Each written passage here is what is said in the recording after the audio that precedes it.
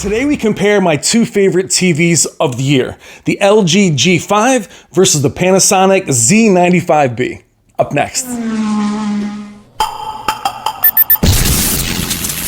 I've seen things people wouldn't believe. Hey, what's up guys? I'm Brian, this is Tech Therapy. Thank you so much for joining me for today's video of the LG G5 versus the Panasonic Z95B. For me, this is the most anticipated comparison of the year. At CES, when the G5 and the Z95B were revealed, this is the matchup that I needed to see, as Panasonic, not LG, are the ones that revealed the new technology powering both. Meaning they're both using the RGB primary tandem 4-stack layer OLED from LG displays. We learned that from Panasonic, not LG at the time. Once I saw they were using that same panel, I could not wait to see how the two different manufacturers approached it using the same panel. Now, a few things before we start. The LG G5 is my own personal display. I purchased it from our good friends at Value Electronics. It is 83 inches. The Z95B was lent to me by Panasonic. It's 65 inches. What this will show in the video is there's times where the G5 will look more impactful simply due to its size. However, on the flip side of that, there's times where it won't look as detailed or as clean as the smaller 65-inch Z95B due to its pixel density. It is what it is. We're still doing it. And also, we're just a few weeks from the Value Electronics King of TV shootout. Not this weekend, the next weekend. And these two competitors are just 2 of 4 that will be competing in that contest. Also, the G5 is my TV going against Panasonic, which is one of my favorite TV manufacturers in history. So it will be an interesting and amazing comparison. Thank you so much for watching, and I hope you enjoy.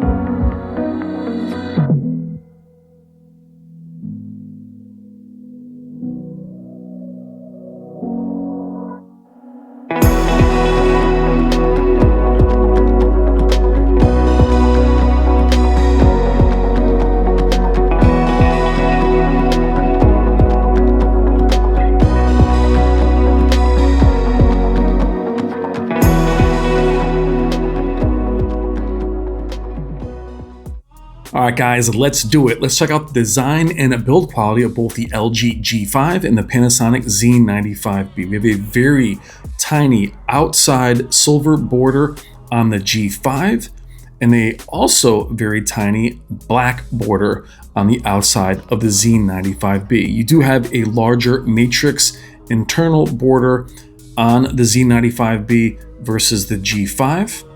You do have a center base. It does swivel. Very small Panasonic banding in the left-hand corner. We have Technics speakers throughout. We also have cloth versus plastic on the outer edges, covering the speakers on the bottom, top, and sides.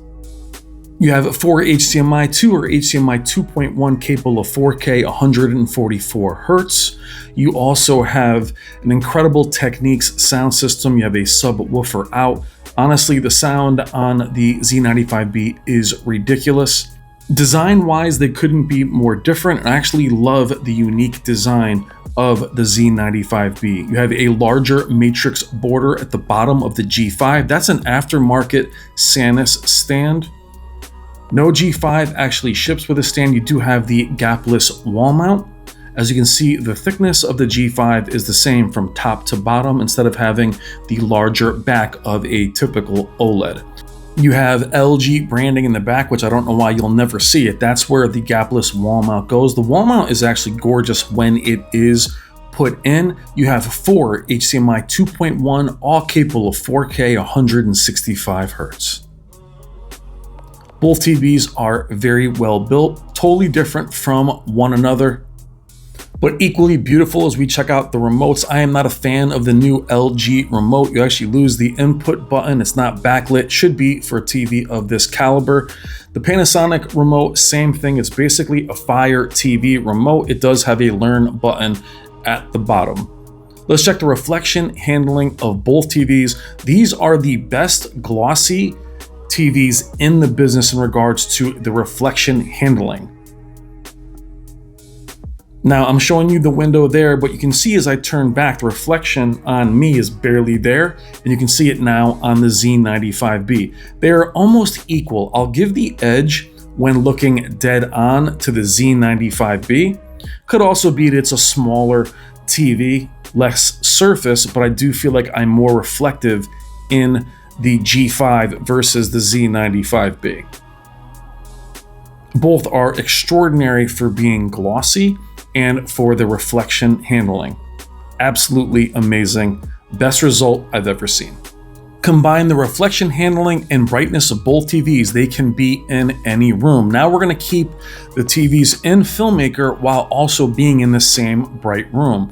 Also, the batch of demos where the music was playing and I wasn't talking were also in Filmmaker mode. I'm not going to label the presets throughout the video. I'll just tell you what they're in. But both TVs, even in what would be their dimmest preset, are phenomenal, even in a bright room like the one that I'm in.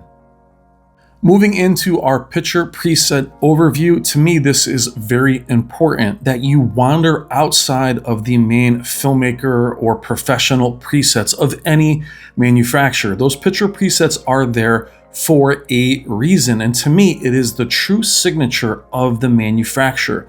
What is that manufacturer trying to tell you?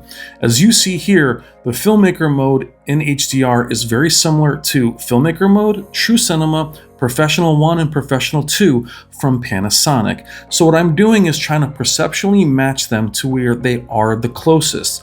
Now in other presets such as Normal, which is closest to Standard, and Standard from LG, they are very different. Saturation is different.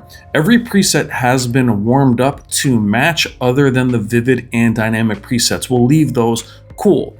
But for the most part, I'm going to match them up the best way I can while they still will look different, which is my goal.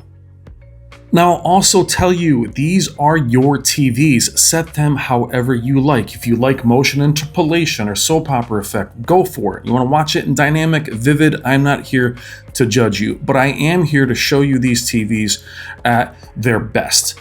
And I am using the content from our good friend Jennifer Gala to push them as hard as possible. You'll have content here that goes up to 10,000 nits. This way you'll be able to see the differences in brightness between the two TVs. Now you have the differences in processing. Both of these are the top of the line from both Panasonic and LG. So we have the Alpha 11 on the G5 versus Panasonic's HCX Pro AI processor Mark II. Both have excellent upscaling and some of the best processing in the business, but their signatures are very different, which is why these comparisons are so important. Though they are using the same panel, Panasonic, think of them as an even more accurate Sony.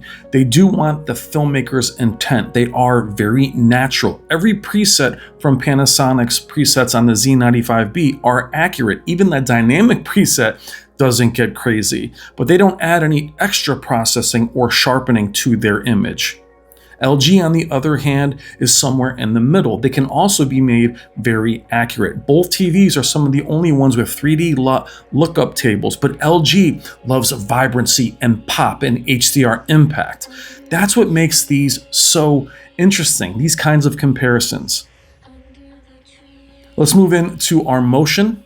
The Z95B is going to be in its sports HDR preset, while the G5 is in its standard HDR preset. There is a sports mode for SDR on the G5. We're not using that here as we're in HDR. This is where they're most comparable, not just in their motion presets, but also in their image. But it's amazing seeing how different the images look. The normal preset on the Z95B is closest to standard depending on the content. But LG also very different with their presets this year. The standard is not as bright as, say, Cinema, which I find odd. But both TVs have very interesting journeys, the Z95 being one of the last TVs released this year, and the LG G5 being one of the very first. Now the G5 is an absolute monster. To me, it is the brightest OLED ever created. But it's also a work in progress as we move into Filmmaker and check the color reproduction of both. What I mean about a work in progress is the G5 is being refined. Updates are coming, updates are happening. It shouldn't be that way, but it's the way it is. Now, if the G5 had the same amount of time as the Z95B, I don't think we would have the issues that we have, but LG is still working on it. I have contact with them. They are still updating it. But the color banding that was present upon launch is now gone, but there is still more refining to do. Here in Filmmaker, both look excellent. Colors have been matched. They do still look different, and at times they look identical. But staying in Filmmaker here, you can still see the specular highlights, the white in the back. You can see how bright both TVs are, but the Z95B never pushes it to get to an ugly place, regardless of its preset. And I'll prove that to you as we move into Vivid and Dynamic.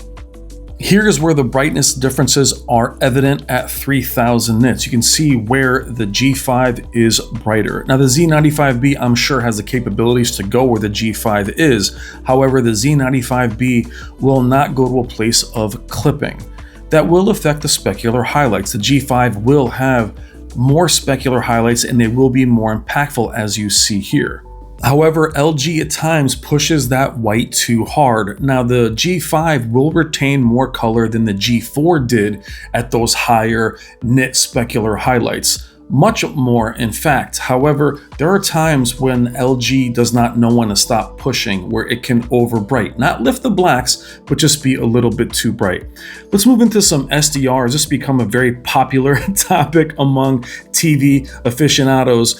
In Filmmaker mode, the G5 is definitely brighter, but I recommend anybody with any manufacturer do not rely on Filmmaker mode in SDR. If you're watching sports, move it into something else. Now, unlike HDR, you can see the Filmmaker modes do not match in SDR. Professional 1 and 2 do now look very different, where in HDR, color temperature is really the difference between the two. Now I will perceptually match them to be more comparable to one another. You can see now you have sports, and with both manufacturers, well, I should say with LG, you do have more options. You do have the ISF modes and you have sports. You have the same options on the Z95B. There's way too many presets on the Z95B, but they do look much more different in SDR. There are the other presets in SDR at the bottom from LG. Now I'm going to flip through the different presets at different times to show you where they match up. The names don't always match up, meaning Vivid and Dynamic look very similar in terms of their brightness, but the others will mix and match. We're going to settle on sports. Now quickly, in regards to SDR, I have not encountered a single TV that I reviewed this year that was too dim in SDR. Doesn't matter what range those TVs are, as long as you get out of Filmmaker and or Professional. Get out of those presets, and every TV I reviewed had more than adequate brightness in regards to SDR. If you're watching sports, I highly doubt you should be in a Filmmaker preset or even a movie preset. There's a reason why you have standard, the reason why you have sports on many TVs and many manufacturers. To my point, the G5 doesn't have a sports preset in HDR. It does have it in SDR. What does that tell you? Get out of Filmmaker if you find that your SDR is not bright enough. Here, as I mentioned, we're going to settle on the sports SDR preset of both, and you can see both of them are more than bright enough.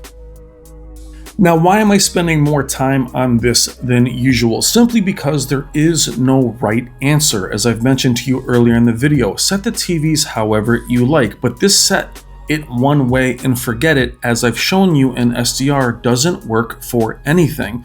So the one thing that isn't right is simply there is one preset to rule them all. There's so much different content these days, different HDR formats.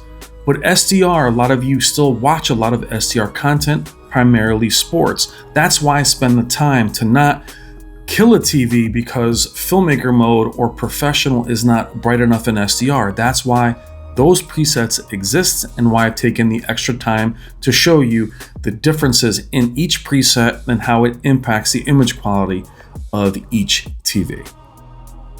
Now let's get back into HDR, and a very special shout out to the one and only Jennifer Gala and her second channel, HDR Super Channel. The majority of content seen within this video and in the intro is from both of those channels. Check the description below for links to both channels, and consider becoming a Patreon member to Jen's main channel and download any of this amazing content in full Dolby Atmos and Dolby Vision. Jen, you are my hero. Thank you. So 17 minutes in, this is a long video by design. There's really too much to cover both of these amazing TVs, but what are you guys seeing so far?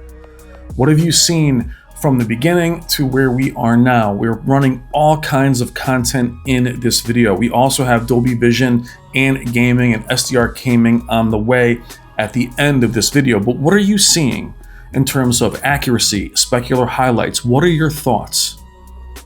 Also, a very special shout out to you guys watching live, to our community. I love you guys, and I premiere every single video on this channel. I take the time to watch these videos live with you when they launch. Right now, we're in the comments together. We're all hanging out. We're all talking. I love you guys. Thank you guys so much for everything you do to enrich my life. And I hope that I add something to your life and to your journey through your TV hobby or whatever it is we're into here. But I love you guys. Again, thank you so much from the bottom of my heart. But what are you guys seeing from these two amazing TVs? Did you ever think we'd be in a place where WOLED is where it is now with this new tandem technology? Now, in the Value Electronics TV shootout, both of these TVs are going against two quantum dot OLEDs, the Samsung S95F and the Bravia 8 Mark II. So it's 2 on 2, which is going to be amazing this year. No mini LEDs are in the shootout, just the top of the line OLEDs, and I cannot wait to see how that battle turns out. Now, for me, the Z95B is more refined. It doesn't lose anywhere other than in those specular highlights where the G5 will beat it. Plus, the G5 presets, as I mentioned, can look more vibrant. Again, if that's what you like, that's where you should go. Plus, there are more sizes available on the LG G5. We only have 55, 65, and 77 available on the Z95B. The Z95B also has superior sound. The LG G5 gets very loud, but the better sound is on the Z95B. The designs are also very, very different. You also have Dolby Vision and HDR10 Plus on the Z95B, and only Dolby Vision on the LG G5. Well, not only Dolby Vision, you have HDR10 obviously, but you don't have that extra HDR10 Plus. And when I said the Z95B doesn't lose anywhere, I don't mean in comparison to the G5. I mean in comparison to itself, meaning it doesn't have an area where you're like, yeah, I can't go for that. So I didn't mean versus the G5, it doesn't lose anywhere. I'm not predicting a winner at this point. That's something for you guys to do. But what is very interesting is in the shots where at times the G5 will have more detail or better gradients of the HDR. You'll see that in a moment in this last shot. Here you're looking at the HDR impact between the two. Which one appears brighter? Now we're also in the cinema presets, but right here, there's color that's completely missing on the Z95B. I don't know why, it's just not there, but that's what's so interesting about the differences in presets. Because there was also a few shots where the G5 didn't have color that the Z95B did. That's why, as I mentioned, it's more important to get out of just your filmmaker or professional presets and wander into the others. You might find that you like the G5 in standard, or as I mentioned, their cinema preset is brighter than their standard preset. Not the case with the Z95B, where their filmmaker and their cinema modes and professional 1 and 2 are very accurate. So perceptually matching them is difficult. Did the best I could to get them close without trying to calibrate them or change them from what you can expect at home. Now, this is one of my favorite shots from Jennifer Gala, as it does have depth of field, but I do see the 3D image on both the G5 and the Z95B that I also see on Sony TVs. Some TVs that will look flat. It's present both on the Z95 and the G5, that 3D impact of the image. But also crazy to see two W OLEDs on camera after all these years that don't appear blue. I mean, their whites are white. Now moving away from HDR and moving into Dolby Vision with our Spears and Munsell calibration benchmark disc. This disc is amazing. I recommend picking it up. Now, unfortunately, the UI is so freaking bright and Dolby Vision can barely make out what it is. Again, I'm trying to perceptually match them. You have Dolby Vision Vivid, Dolby Vision IQ, Dark, and Game for the Z95B. You have many more options on the G5. LG is the only manufacturer to have a true Dolby Vision filmmaker mode. Now, in my opinion, LG has the best Dolby Vision implementation in the business. They've had that for years. However, this year, that hasn't been the case in regards to its streaming. As far as disc-based content that we're seeing here, it's phenomenal. It's never had an issue, but I've had issues with some streaming where it's overly dark, crushes the detail completely, and then in other films, it's absolutely fine. So that's something they're also still refining, but there is much more work that needs to be done on the streaming side. Now again, the LG G5 was one of the first TVs released this year, and it's had its challenges. Again, it's an absolute monster. It is a beast, but for me, it's basically a muscle car that again is lacking the elegance that they should have at this point in the year.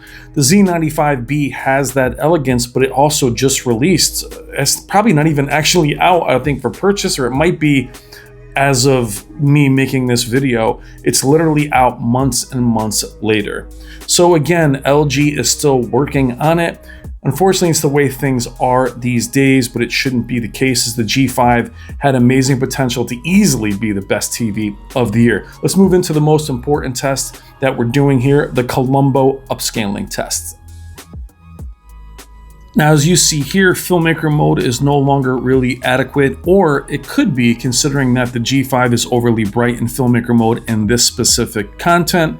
Moving back into Colombo on the Z95B, Professional 1 matches up better with the filmmaker preset. That's why, again, comparing these is dicey. You want to perceptually match them. Both of them have equal upscaling, though I would say that the G5 tends to over brighten even again in the dimmest preset. Now, having some paused movies, we have The Thing here. Both TVs look fantastic, but as I mentioned before, the G5, even in filmmaker, tends to be a bit brighter. They need to dim that down a bit, with the Panasonic Z95B in lesser content will look better as it's not as bright. Here, the G5 is actually in cinema compared to the normal preset on the Z95B. For casual, less than stellar movie watching, the Z95B wins just by looking more natural. Let's move into our gaming comparisons. Both have excellent gaming functionality. There is more headroom for the LG G5 in terms of its vibrancy and the ability to change the image with more presets available. I'm not going to bother showing you the game bars of both too much. They've become very commonplace, though LG does have the game optimizer with many more different ways to change the image. 165 Hz available on the G5, 144 Hz available on the Z95B. Now, in regards to tone mapping, you have HDIG as well as dynamic tone mapping on the G5. You do not have a HDIG toggle per se on the Z95B, but you do have dynamic, you do have normal and clipping, which is very similar to the auth and professional tone mapping option here on the G5.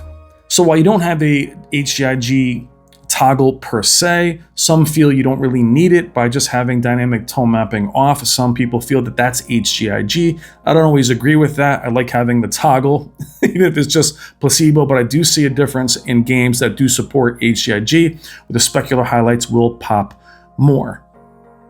Wasn't a big difference in the different kinds of tone mapping for the Z95B, where the G5 dynamic tone mapping and the other tone mapping options are very different from one another.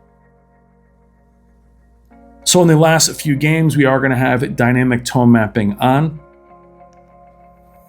As far as bright OLEDs, what can you say? Instant pixel response, incredible motion, and ridiculous specular highlights on these two bright OLEDs. Neither one of them ever wash out at all. This game does have a washed out look sometimes in the skybox, but you can see the specular highlights poking through. I like Dirt 2 for its HDR performance, but also for the weather effects. The game looks absolutely stunning. Both are absolutely gorgeous, but in terms of gaming flexibility, I would definitely go with the LG G5. Having 165 Hz for a PC gamer is excellent. Also, the additional two HDMI 2.1 ports. But both look absolutely stunning. The Panasonic will look more accurate. They carried that over into their gaming presets. The games are very bright, but you do have more vibrancy, flexibility on the LG G5.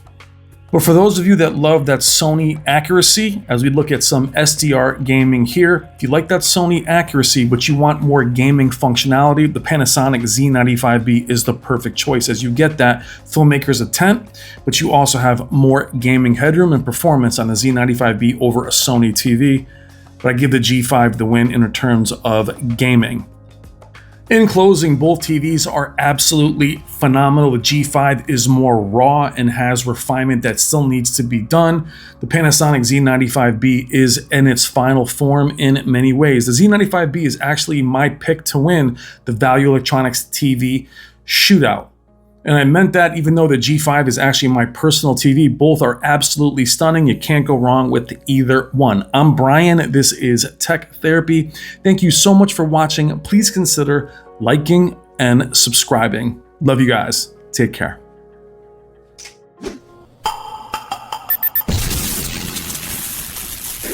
It's better to burn out than to fade away.